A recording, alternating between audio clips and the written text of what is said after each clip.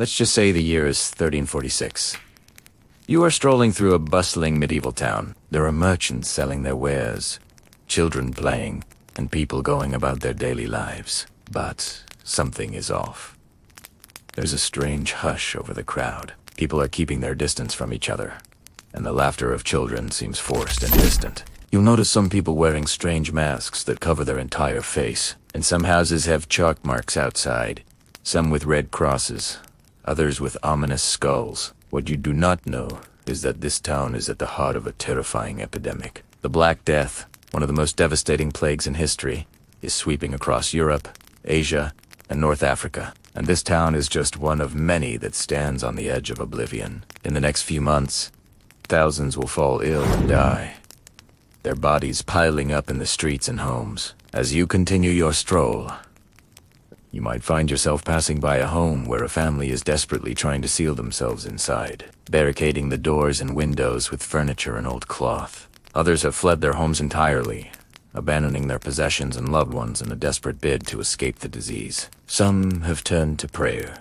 seeking solace in the promise of God's protection. Yet others whisper of a different kind of evil, a punishment from God or an imbalance in the humors that must be corrected with bloodletting and purging. Fear and uncertainty grip the town, and people turn to whatever rituals, beliefs, and acts they hope will help them survive. You could be a young apprentice, watching the growing number of empty stalls in the market square, wondering if your master will stay in business or abandon the town. Or maybe you're a farmer, tending to your fields, knowing that the sickness might soon reach your village, leaving you alone to bury your family and tend to their crops. Perhaps you're a priest, called upon to comfort the dying, offering last rites to those who fear the worst. Who are you in this town on the brink of disaster? What do you do in the face of a terror that seems unstoppable? Your story and survival will depend on the choices you make, the knowledge you have, and the courage you can summon. Will you flee or stay? Will you pray or fight? Will you trust science or succumb to superstition? The fate of your character is in your hands. How will you survive the Black Death?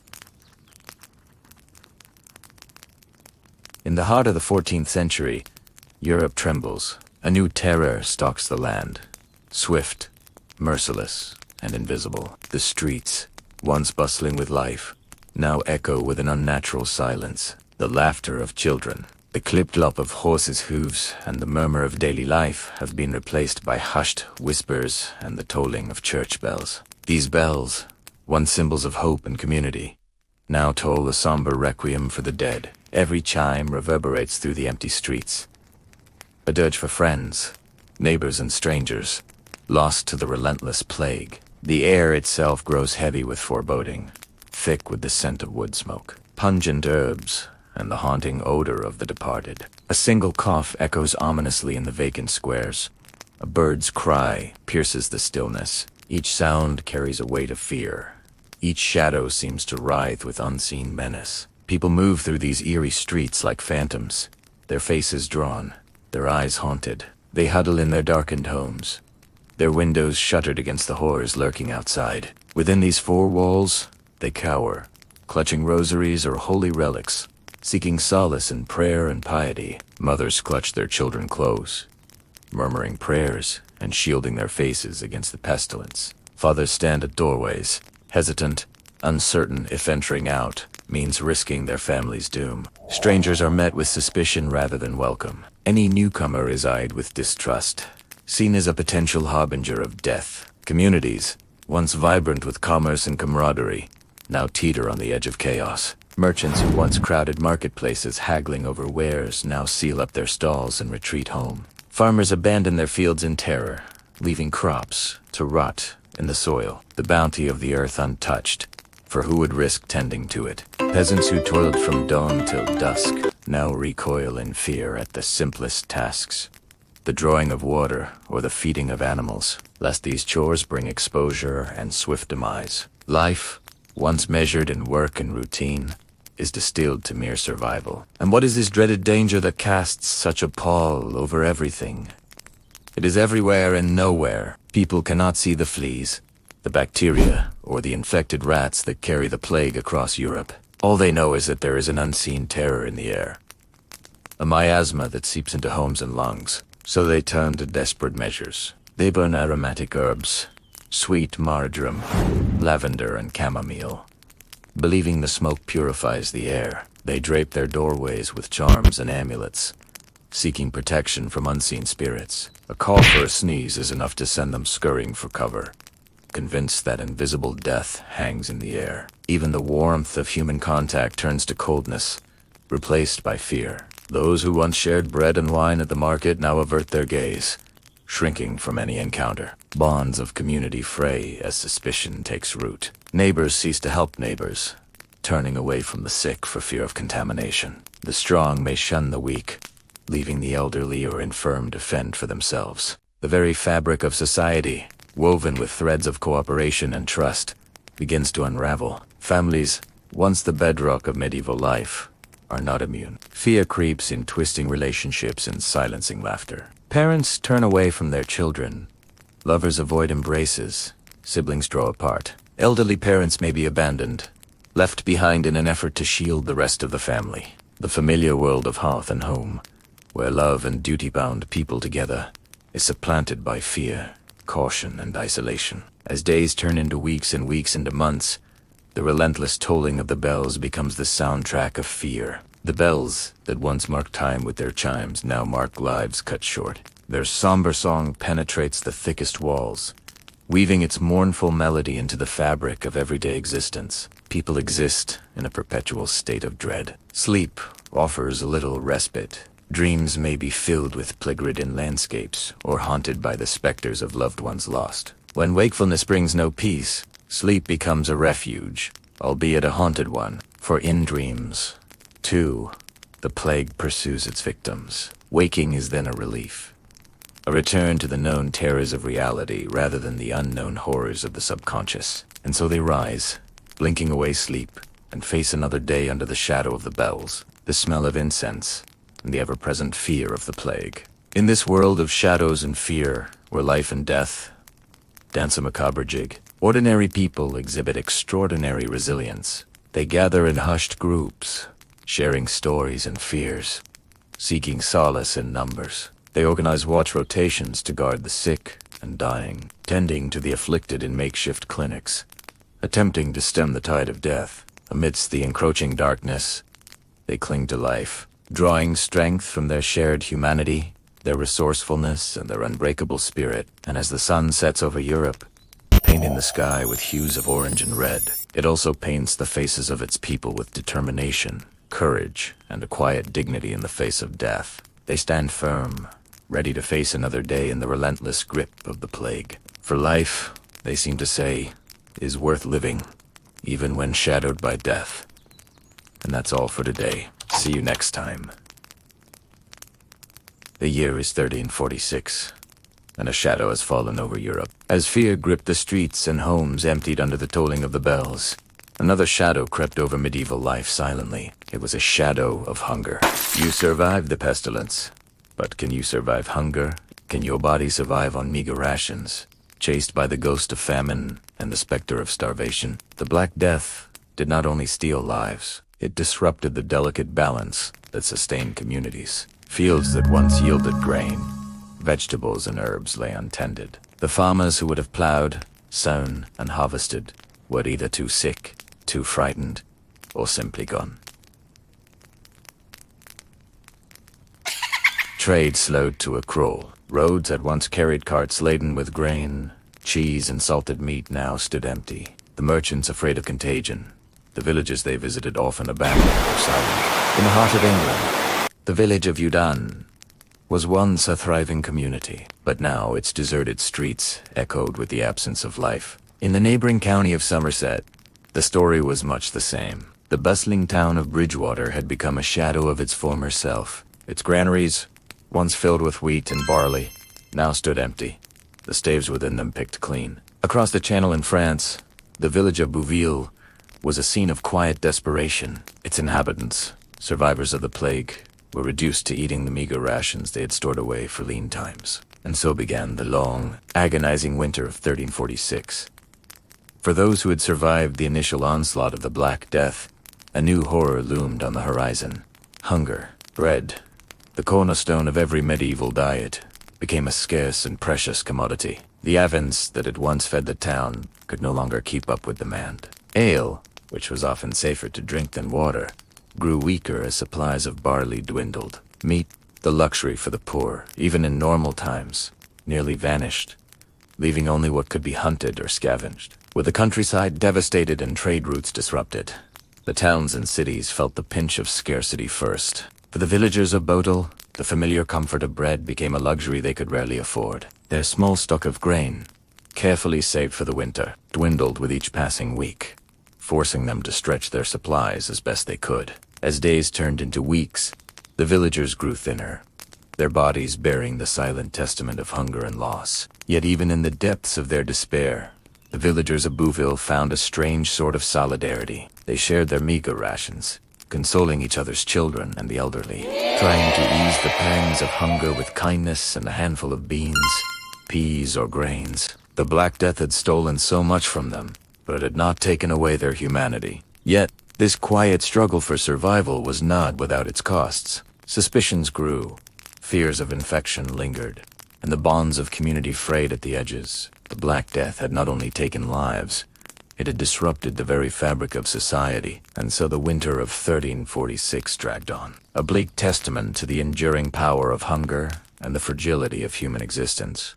The Black Death had swept through Europe like a tempest, leaving behind a trail of death and despair. But in its wake, it had sown the seeds of another kind of hardship, the slow, relentless hunger that tested the limits of human endurance. For those who survived the plague, the ordeal was far from over. They now had to navigate the uncharted waters of scarcity, learning to live with the constant gnawing of hunger and the specter of starvation always present. It was a new kind of terror, a quieter, more insidious one, but no less terrifying for all of that. It was a terror that forced them to confront the fragility of their existence, the tenuous balance between life and death, health and disease, plenty and famine. In the face of this new horror, ordinary people displayed extraordinary resilience. They shared their meager rations, helping their neighbors and loved ones survive. They foraged for wild plants, turning to the bounty of the untamed countryside. They bartered and traded,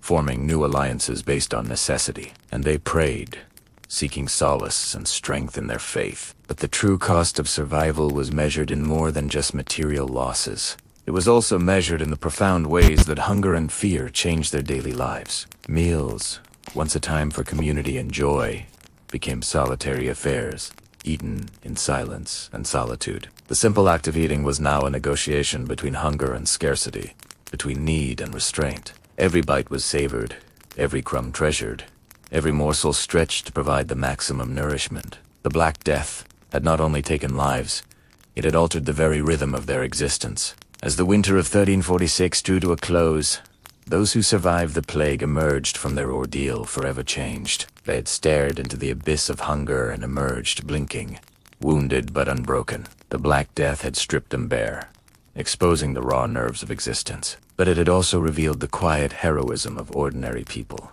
It showed them the strength that comes from sharing, the resilience that grows from adversity, and the indomitable spirit that refuses to be broken, even in the face of death, hunger, and despair.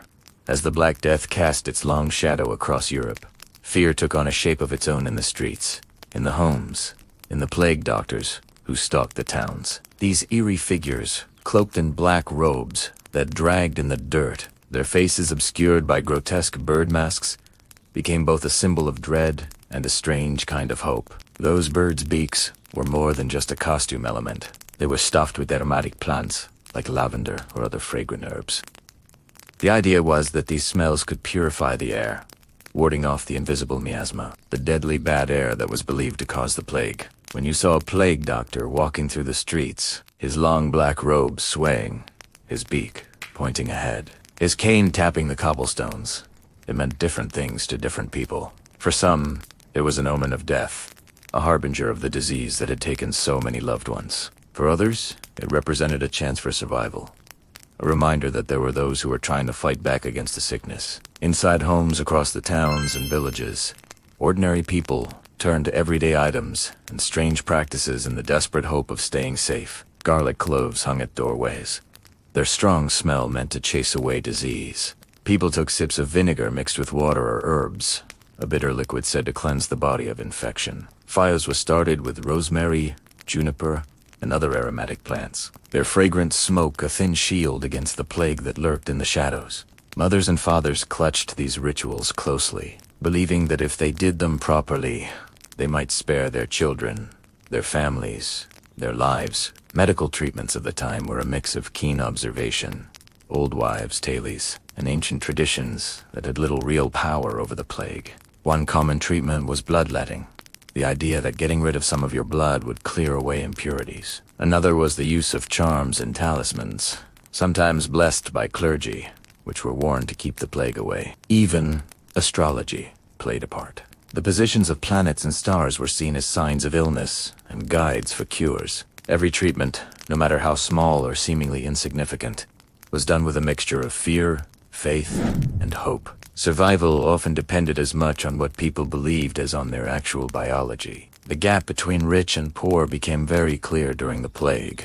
Wealthy families, terrified of getting sick, left the cities and towns for the countryside. They took their money, their knowledge, their food, and sometimes even their doctors with them to stay in their country villas. Their homes in the cities were then left empty, sealed up, or nailed shut. Sad reminders of how the plague tore apart communities and made life more valuable elsewhere. The poor couldn't leave the towns and villages. They didn't have the means to travel or take care of themselves in the countryside, so they had to stay and do whatever they could to survive, holding on to whatever remedies or rituals they had. But despite these efforts, most of the fixes didn't work. Herbs couldn't kill the plague, charms couldn't keep out the bacteria, and moving to the countryside wasn't a guarantee of safety either. Even though people knew this, they kept doing these things because they offered something that was hard to measure but vital to their spirits. In a time when death was so close and so random, they need to do something, to make rituals, to try anything, even when the results were uncertain, was a lifeline. The everyday tasks of fumigating rooms, carrying talismans or talking to astrologers gave order to a world that had been turned upside down by disease and death. They made people feel like they had some control over what was happening, even if it was only an illusion. In the end, the Black Death was more than just a medical disaster. It was a challenge to people's beliefs, a test of what they could endure. Those strange masks, herbs, charms, and beliefs were more than just old wives' tales. They were ways for people to deal with the terror that surrounded them in the streets and homes. They gave people hope, even if the methods failed, which they often did. They gave people comfort, routine, and bravery to face the worst pandemic in history.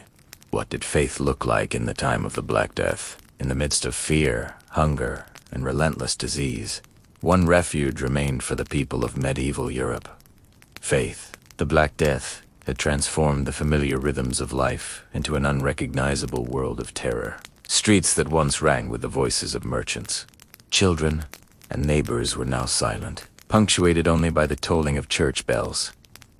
Not for celebration or worship, but for death. Each chime echoed through the empty lanes and shuttered homes, a mournful reminder that survival was uncertain, that death could strike at any moment, and that solace must be sought wherever it could be found. Churches, which had once served as places of routine worship and community gatherings, became sanctuaries of desperation. People flocked to these sacred spaces, not for comfort alone, but for the faint hope of protection. Inside, the air was thick with the fragrance of incense, candles burning with unsteady flames, their golden light reflecting against frescoed walls depicting saints, angels, and scenes of salvation. The faithful knelt on cold, unforgiving stone floors, hands clasped tightly over rosaries, eyes brimming with tears. They whispered prayers for themselves, for their families, and for neighbors who had vanished behind shuttered doors, hoping that some divine hand might spare them from the invisible terror lurking just outside. Families clung to religious symbols as life. Mothers pressed crucifixes to the chests of their trembling children. Fathers crossed themselves over bowed heads, and elders whispered fervent invocations to saints they'd rarely called upon in times of peace. Each prayer was more than devotion. It was a desperate plea, a fragile bridge between fear and hope. The simple act of touching a sacred object, lighting a candle, or murmuring a prayer became a ritual that grounded people in a world where logic and reason had been rendered powerless by disease. But faith was not passive. It manifested visibly in the streets and public spaces through processions, ceremonies, and acts of penance. Communities organized solemn marches, winding through cobbled streets, chanting prayers, and invoking protection from God. Clergy led the faithful, their robes swaying, incense rising from bells ringing with each step, blending ritual with urgency. The air was thick with smoke, fragrance, and tension. Observers watched, some in awe, some in fear, yet all understood the same underlying truth, that human hands alone could not repel the plague, and only faith could offer some hope of safety or mercy. Some acts of devotion took a more extreme form. The flagellants appeared in towns and cities, groups of men and women who whipped themselves in public displays of penance. Their raw, crimson wounds gleamed in the sunlight, their anguished cries echoing through narrow streets. They believed that self-inflicted suffering might appease God, that their pain could counterbalance the sins of humanity and perhaps divert the wrath of the plague. Villages often watched in a mixture of reverence and horror, knowing that these extreme acts were a reflection of desperation, yet also a testament to the lengths humans would go to seek protection when the world seemed to have gone mad. Faith influenced every aspect of daily life, even within homes. Families adapted rituals around meals, bedtime, and daily tasks, turning small, repeated acts into prayers or charms for protection. Parents would whisper blessings over children, tracing crosses in the air or rubbing relics against their foreheads. Those who were bedridden or too weak to pray aloud would murmur quietly. A personal devotion meant to shield themselves from what could not be seen. The line between superstition and genuine religious belief blurred, creating a tapestry of hope that wove together the spiritual, the emotional, and the psychological needs of a terrified population. Beyond personal devotion, faith also became a crucial social glue. Communities, torn apart by fear and isolation, found in religion a structure for solidarity. Pilgrimages to distant shrines, shared prayers, and participation in church rites strengthened bonds and reminded individuals that they were not entirely alone in their struggle. Even in homes sealed against the outside world, families participated in communal faith through observation of holy days, recitation of prayers in synchrony with neighbors, and listening to the distant bells of a town still connected by belief. The rhythm of devotion helped regulate life in a world otherwise dominated by chaos. Faith also provided a lens through which people understood their suffering. Illness was interpreted as divine punishment, a trial, or a test. Misfortune was framed in moral and spiritual terms, giving meaning to an otherwise senseless catastrophe. Parents who lost children, spouses who lost partners, and neighbors who watched their friends vanish turned to God not only for protection but for understanding. Rituals, prayers, and penance became coping mechanisms, offering a sense of control when the body and mind felt helpless against the unrelenting plague. And yet, faith was not passive resignation.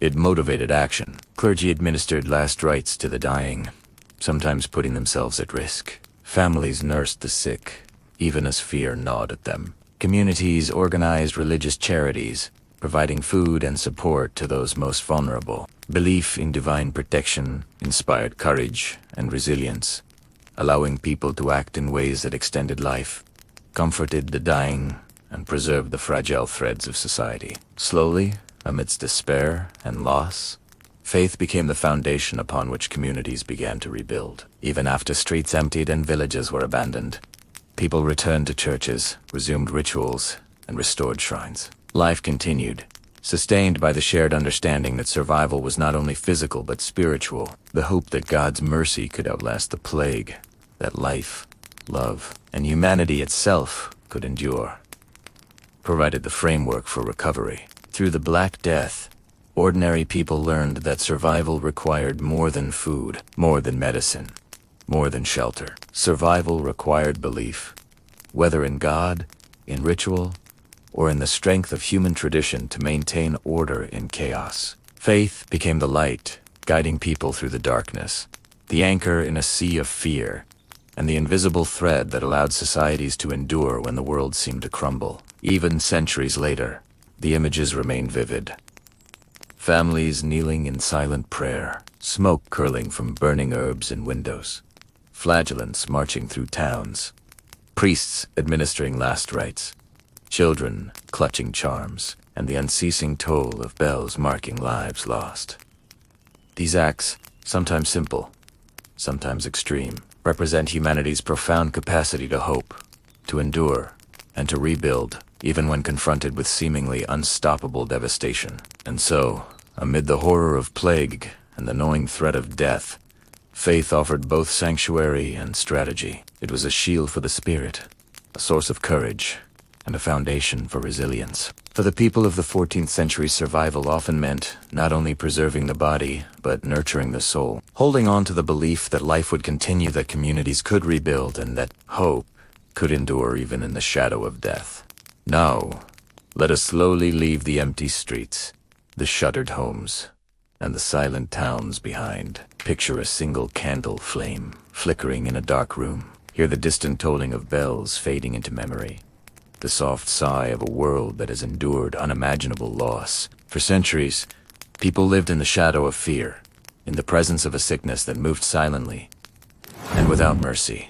But even in that darkness, life went on. Families clung to each other. Communities adapted, and ordinary people, through instinct, faith, and sheer chance, found ways to survive. Imagine the mothers and fathers who whispered prayers over their sleeping children, the neighbors who shared tiny bits of bread or beans, the clergy who walked the silent streets with their voices offering solace. Each act, no matter how small, was a thread in the fragile fabric of survival. Every day, some held on, some faltered.